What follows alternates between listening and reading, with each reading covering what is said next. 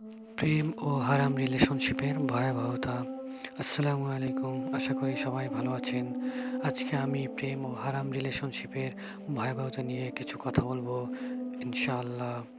কতটা ভয়ঙ্কর এই হারাম রিলেশনশিপ। হারাম রিলেশনশিপের সম্পর্ক থেকে বেরিয়ে আসুন। আপনি ৫ ওয়াক্ত নামাজ পড়ছেন, প্রতিনিয়ত কোরআন তিলাওয়াত করছেন, একজন মেয়ে হিসেবে পর্দা করছেন, অথবা একজন ছেলে হিসেবে আপনি ইসলামের বিধিবিধান মেনে চলছেন, রাসূল সাল্লাল্লাহু আলাইহি ওয়াসাল্লামের সুন্নাহ মেনে চলছেন। আবার আপনি দিনের পর দিন একটা হারাম সম্পর্ক মেইনটেইন করতেছেন। আপনার কোনো ধারণা নেই এর ভয়াবহতা সম্পর্কে। শরীয়তের দৃষ্টিতে এই হারাম রিলেশনশিপের অপর নাম জিনা। আর জিনা হলো কবিরা গুনাহ, যা তওবা ছাড়া মাফ হয় না। আল্লাহ তাআলা পবিত্র কুরআনে বলেছেন, তোমরা জিনার ধারে কাছেও যেও না।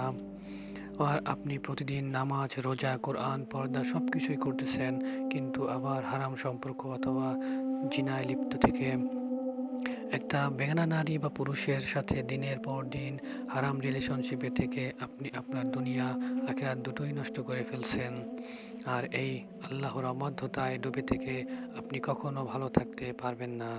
অধিকাংশ হারাম রিলেশন এর শেষ পরিণতি হচ্ছে বিচ্ছেদ অথবা ধোঁকা, কিন্তু পাপগুলো আপনার আমলনামায় থেকে যায়।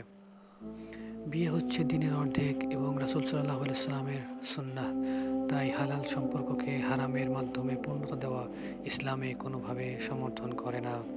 আপনি এই মহাদিনের মহাবিপদের শাস্তির কথা স্মরণ করে আজকেই তাকে ছেড়ে দিন, অথবা পারিবারিকভাবে বিয়ের প্রস্তাব দিয়ে বিয়ে করে দিন পূরণ করুন। হয়তো এখন আপনার মনে হবে, আপনি যদি তাকে এখন হঠাৎ করে ছেড়ে দেন তাহলে সে তো অনেক কষ্ট পাবে।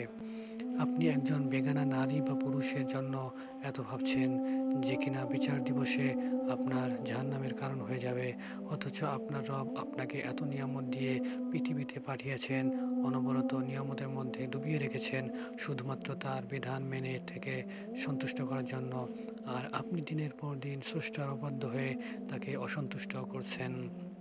মনে রাখবেন, সেই মুসিবতের দিন, যেই দিন মা তার সন্তানকে চিনবে না, পিতা তার সন্তানকে চিনবে না, ভাই তার বোনকে চিনবে না, বোন তার ভাইকে চিনবে না, স্বামী তার স্ত্রীকে, স্ত্রী তার স্বামীকে চিনবে না।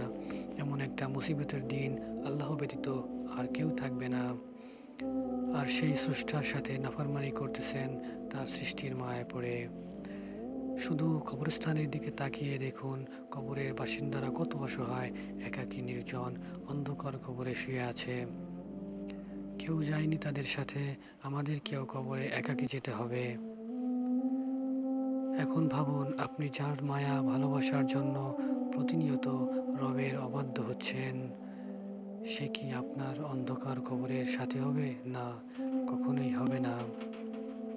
আর এই অবস্থায় যদি আপনার মৃত্যু হয়, তার জন্য আপনি জাহান্নামী হয়ে যেতে পারেন। আর এটাই সত্য, আপনি আপনার সেই ভালোবাসার মানুষটিকেও জাহান্নামের দিকে নিয়ে যাচ্ছেন। এটা কি আদৌ ভালোবাসা হলো? ভিডিওটি ভালো লাগলে একটি লাইক, কমেন্ট এবং চ্যানেলটি সাবস্ক্রাইব করে পাশে থাকবেন। ধন্যবাদ। আসসালামু আলাইকুম।